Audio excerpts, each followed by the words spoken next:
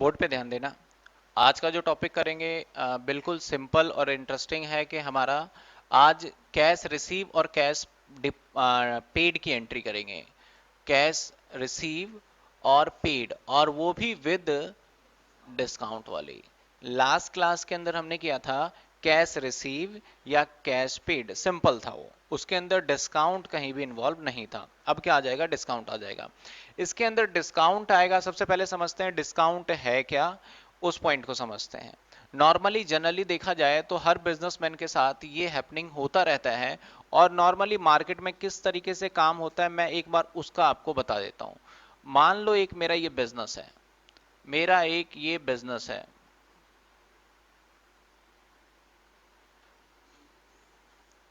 Business और यहां का दुकानदार जो है उसका नाम मिस्टर राम। इसने नॉर्मली क्या करा, सामान बेच दिया। किसको सामान बेचा इसने? मान लेते हैं कि इसने सामान बेचा कालू को। और सामान जो बेचा, गुड्स, वो बेचा क्रेडिट पे। सामान बेचता है ये किस पे? क्रेडिट पे कालू को। 10,000 रुपए का सामान बेचा। लेकिन जब दुकानदार इसको सामान बेच रहा होगा तो उस टाइम दुकानदार ने जरूर ये क्वेश्चन रेज किया होगा, भाई पैसे आप पेमेंट कब दोगे? बोला होगा इसने कि पेमेंट कब दोगे। तो ठीक है, कालू ने बोला सर मैं आपको पेमेंट जो है आफ्टर 15 डेज दूंगा। तो राम ने उसको उधार माल दे दिया। किसको दे दिया? कालू को। अब 15 दिन बीत गए। 15 दिन बाद कालू आया। तो कालू एक बार जरूर पूछेगा कितने पैसे देने हैं, चाहे इसको पता है, नॉर्मली पता है, सोच रहा है क्या पता कम ले ले, क्या पता कुछ हो जाए, तो एक बार जरूर पूछेगा ये, अरे राम, आपसे मैंने उधार लिया था, कितने पैसे देने हैं आपके? इसने बोला, डायरी निकाला राम ने और देखा आपको 10,000 रुपए देने हैं। कालू ने फटाफट पैसे निकाले और गिनने लग गया। उसके बाद फिर थोड़ी बहुत बातें हुई। बातें होने के बाद कालू ने बोला पूरे 10,000 देने हैं या थोड़ा बहुत कम वम भी हो जाएगा? अब दुकानदार ने बोला देखो देने तो वैसे 10,000 है, लेकिन आप मेरे इतने अच्छे कस्टमर हो तो थोड़े बहुत कम। चलो आप एक काम करना, 9,800 रुपीज दे दो, खत्म करो। यानी ये इसकी वर्डिक को रखने के लिए कि थोड़े बहुत कम, क्योंकि देखो जब इसने 10,000 का सामान बेचा है तो कहीं ना कहीं ये प्रॉफिट इससे कमा ही रहा है। अगर प्रॉफिट इससे 1,000 रुपए कमा रहा है, उसमें 200 रुपए छोड़ भी देता है, जिससे कालू क्या होगा, खुश हो जाएगा और इसका एक परमानेंट कस्टमर बन जाएगा। तो जब पैसे ये रिसीव कर रहा था, ये क्या कर रहा था उधार बेचने के बाद, जब 15 दिन बाद क्या कर रहा था, कैश को क्या कर रहा है 15 दिन बाद ये रिसीव कर रहा है। तो जब कैश ये रिसीव कर रहा था तो इसने बोला कि कुछ कम होगा क्या? इसने बोला चलो कोई बात नहीं, आप 9,800 दे दो। तो इसने रिसीव कितना किया? 9,800। तो बताओ क्या अब 200 रुपए कभी बाद में देगा ये? नहीं। इसने बोला 19, आप 9800 रुपए दो और खत्म करो बात को। खत्म करो बात को मतलब full and final payment. Full and final payment, खत्म करो बात का मतलब होता है फुल एंड फाइनल पेमेंट, या फिर बोल सकते हैं फुल सेटलमेंट। क्या बोल सकते हैं? Full settlement.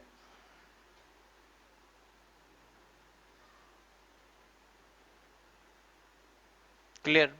यहां पे मुझे मेरा क्वेश्चन ये है कि क्या जो बीच का डिफरेंस है इसने उसको क्या दिया? डिस्काउंट। उसको क्या दिया?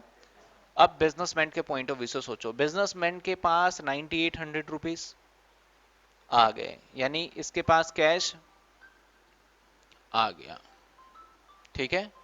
और बिजनेसमैन ने इसको क्या दिया? डिस्काउंट दे दिया। बिजनेसमैन ने इसको क्या करा? डिस्काउंट दे दिया। एक बिजनेसमैन ने इसको डिस्काउंट दे दिया। और बता सकते हो डिस्काउंट कितने का दिया? 200 का। इसके लिए डिस्काउंट क्या है, एक्सपेंस या इनकम? हमें इसका पॉइंट नहीं देखना, बिजनेस का देखना है। बिजनेस के लिए क्या है? खर्चा है तो एक्सपेंस है इसके लिए। अब कालू इसके लिए क्या था? कालू इसके लिए डेटर था। क्लियर? कालू इसके लिए क्या था?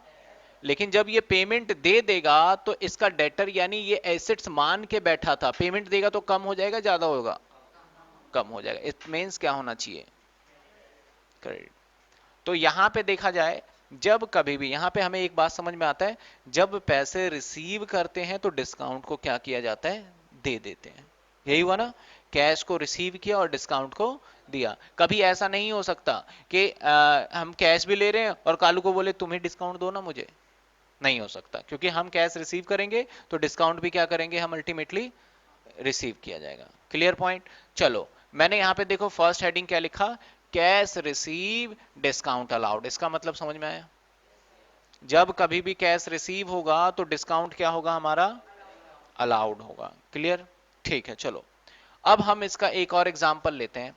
अब डिस्काउंट अलाउड होगा, मुझे बताना, रूल बताना। मैं रूल यहां पे चेक करना चाहता हूं कि किस तरीके से बनाओगे रूल।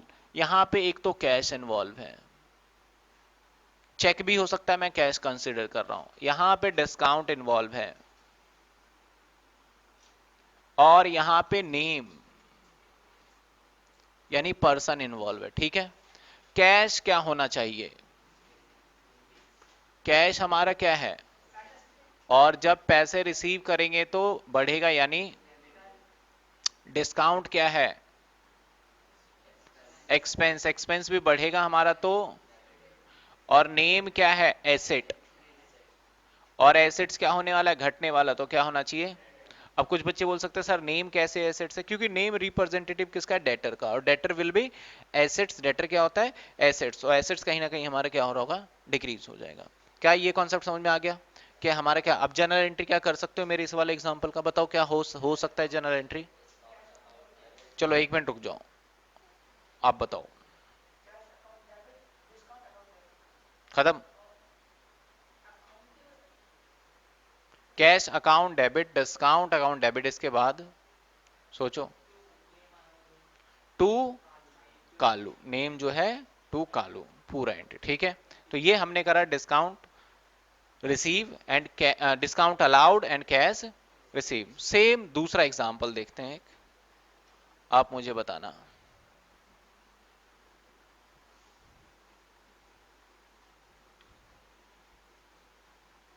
दूसरा एग्जांपल, इसका रूल मैंने बना दिया और ये अभी आपने ही बताया मुझे। मान लो एक बिजनेसमैन है, क्या बिजनेसमैन सामान बेचता ही है, खरीदता नहीं है? खरीदता भी है। मान लो इस बिजनेसमैन ने एक से माल खरीदा जिसका नाम है मोहन, और इसका नाम सपोज करो राम, और ये है मोहन। इस बिजनेसमैन ने सामान, अब इस बिजनेसमैन ने गुड्स को खरीदा, गुड्स परचेज किए ₹10,000 का। कितने का? ₹10,000 का। ठीक है? और वो भी किस पे खरीदे? क्रेडिट पे। किस पे खरीदे? क्रेडिट पे। सबसे पहले तो ये इस बिजनेस के लिए क्या माना जाएगा? इसके लिए ये क्या बोलेगा उसको? क्रेडिटर। तो देन मोहन क्रेडिटर है, तो इस बिजनेस के लिए लाइबिलिटी, एसेट्स, इनकम, एक्सपेंस क्या होगा? अगर वो मोहन क्रेडिटर है तो बिजनेसमैन के लिए वो लाइबिलिटी है या एसेट्स है या इनकम या एक्सपेंस? लाइबिलिटी है। इस मींस आपने बोला सर ये क्रेडिटर होता है, दैट्स वाई हम इसे क्या बोलेंगे? लाइबिलिटी। ठीक है? क्लियर? चलो, अब उधार माल बेचा इस बिजनेसमैन ने। राम ने बोला मैं आपको 20 दिन के बाद पेमेंट कर दूंगा। 20 दिन के बाद राम इसको पैसे देने गया।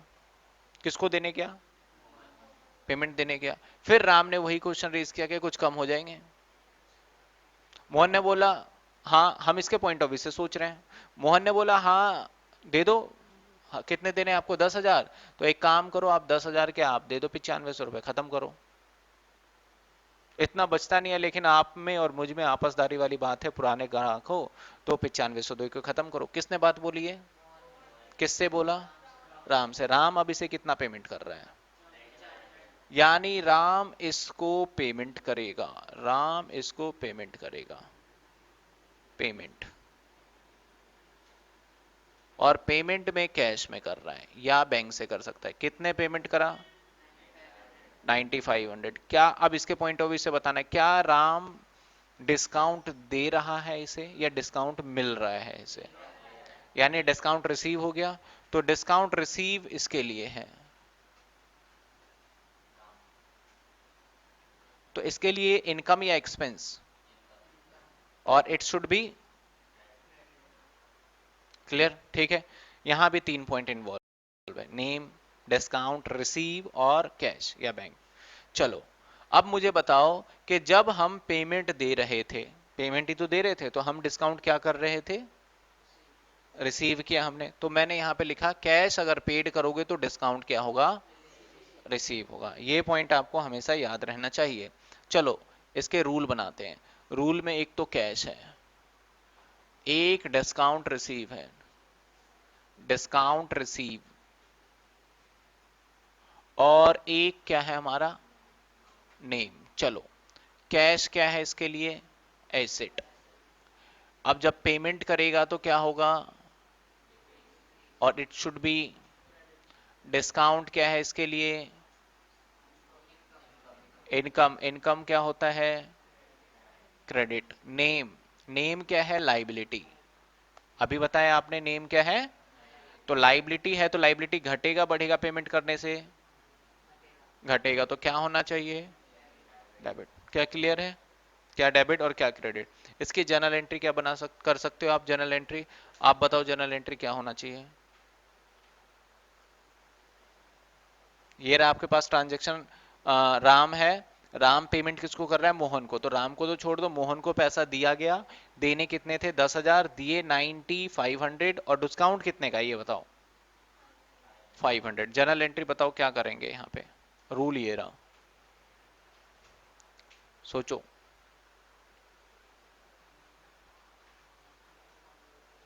नहीं पता, आप बताओ।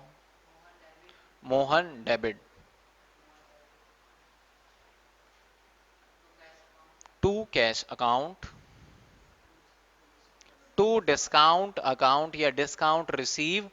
सिंपल तो है, जो यहां पे लिखा है उसको किस में कन्वर्ट करना है? एक जर्नल एंट्री के फॉर्म में कन्वर्ट करना है। क्लियर? यहां तक क्लियर है आपका? चलो अब इसके कुछ हम स्टेटमेंट लिखेंगे और उसको हम अप्लाई करेंगे। फर्स्ट एंट्री कहता है amount due on Rahul, Rahul से लेने कितने हैं? 10,000, बट रिसीव 9800, फुल सेटलमेंट। जैसे ही फुल सेटलमेंट आया तो हमें पता चल गया कि इस एंट्री के अंदर डिस्काउंट है। लेने कितने थे? 10,000, लिए कितने? 98, तो डिस्काउंट अमाउंट कितने का है? 200 का। ठीक है।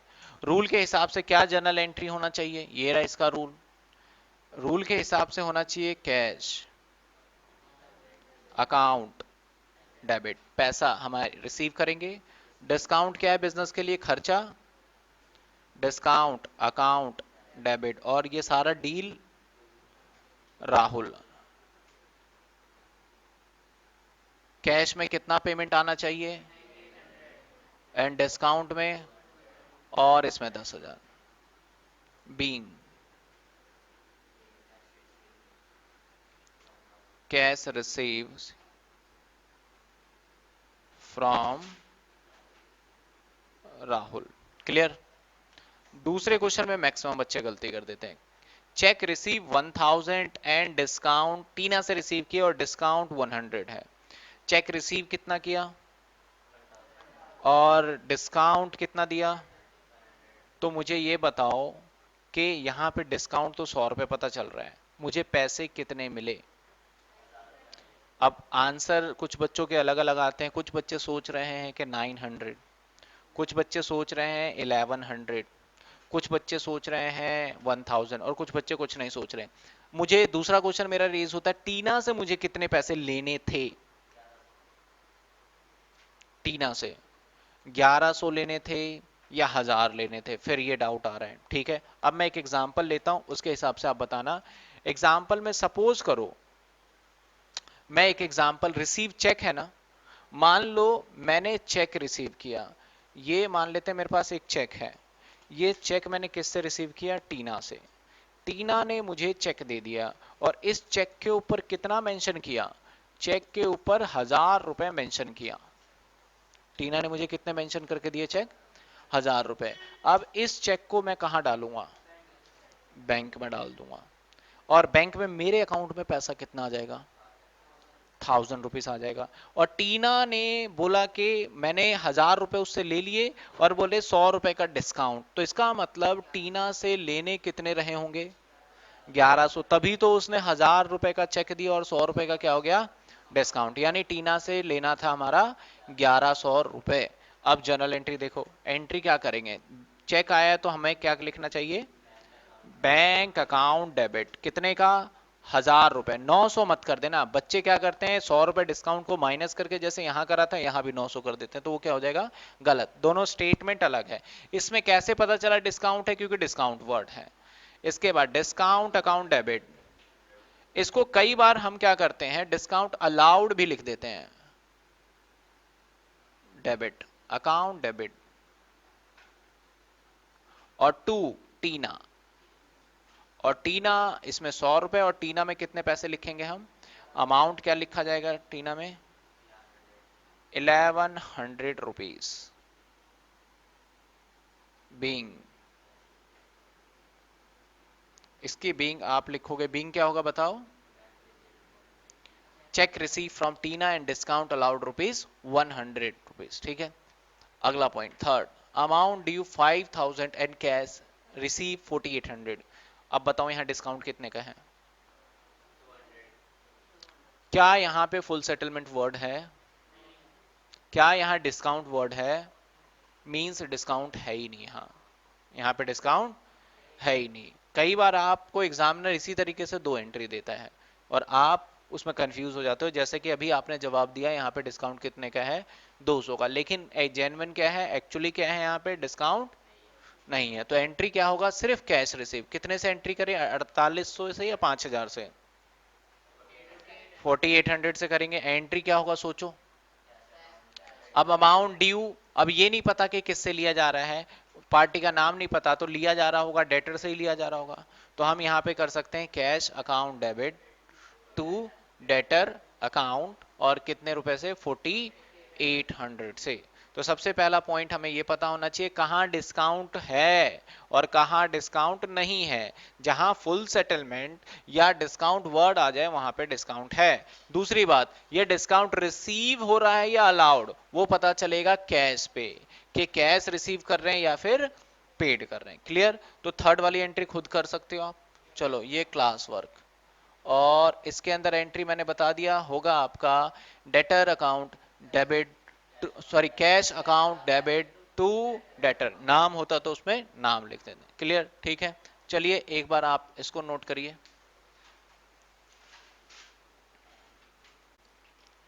देखो, अभी डिस्काउंट रिसीव और डिस्काउंट अलाउड का कॉन्सेप्ट कर लिया हमने।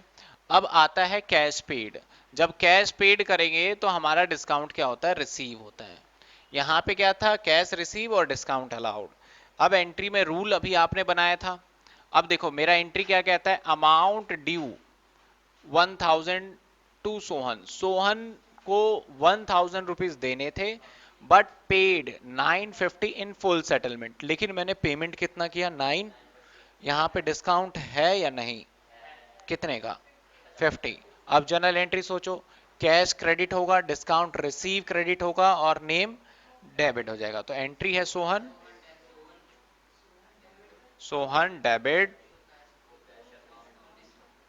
टू कैश अकाउंट और टू डिस्काउंट। डिस्काउंट भी चलेगा और डिस्काउंट रिसीव भी कर सकते हो। अमाउंट आ जाएगा हमारा सोहन से 1000, 950, 50 बीइंग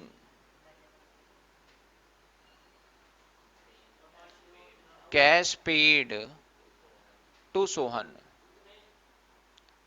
एंड डिस्काउंट भी लिख सकते हो, एंड डिस्काउंट भी लिख सकते हैं। बताओ इसमें कोई डाउट?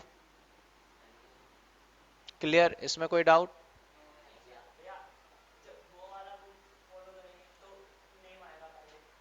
डेबिट जो है पहले डेबिट होता है फिर टू क्रेडिट होता है, इसका मतलब क्या कंफ्यूजन बताओ। पहले डेबिट ही लिखना है, हम ऐसा कभी भी नहीं कर सकते कि पहले क्रेडिट लिख दें। इस रूल पे आप ये सोच रहे हो कि रूल क्रेडिट तीसरे नंबर पे तो इसको भी तीसरे नंबर पे पहुंचा दे, ऐसा सोच रहे हो? ऐसा नहीं होगा। देखो पहले डेबिट होता है, आप अगर ऐसा सोच रहे हो कि मैं पहले टू कैश लिखूं और टू डिस्काउंट लिखूं और फिर लिख दूं मैं सोहन को डेबिट, ऐसा नहीं हो सकता। पहले डेबिट वाले को लिखते हैं उसके बाद क्रेडिट वाले पॉइंट को लिखते हैं। तो बताओ क्या कंफ्यूजन है। चलो एक और एंट्री देखते हैं, शायद क्लियर हो जाए। Paid to Deepa 600 and discount 20। मैंने दीपा को पेड 600 रुपए कर दिए और डिस्काउंट मिल गया 20, तो दीपा को कितने देने थे? 620 रुपए, ठीक है। तो एंट्री दीपा डेबिट, उसको देने थे 620 और टू कैश कितने दिए? 600 और डिस्काउंट रिसीव।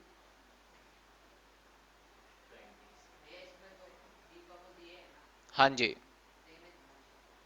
दिए हैं मैंने दीपा को, और 20 का discount being cash paid to Deepa ₹600 and discount 200, ये आप खुद लिखोगे बीइंग। क्लियर।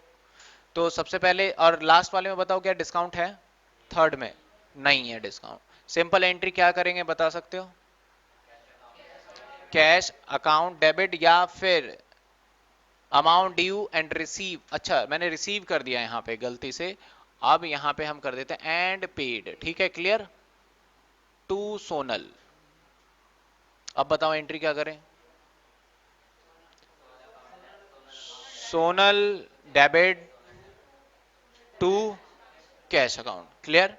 यहाँ पे डिस्काउंट नहीं है लेकिन अमाउंट 10,000 या 9500 या 500, 90, क्लियर है ये, ठीक है। अब देखो आपका डाउट क्या था, हुआ क्लियर कुछ या पूछो?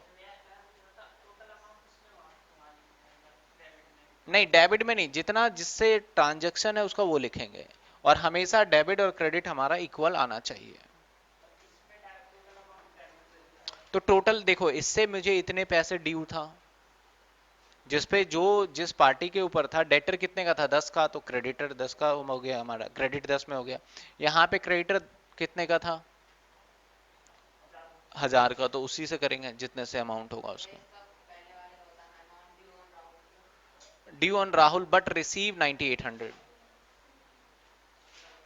Amount due on Rahul, Rahul से लेने थे हमें 1000 रुपए, क्योंकि रिसीव से कम आप पहचानोगे, लेकिन उसने दिए 90 और बोल रहा भाई फुल फाइनल सेटलमेंट हो गया।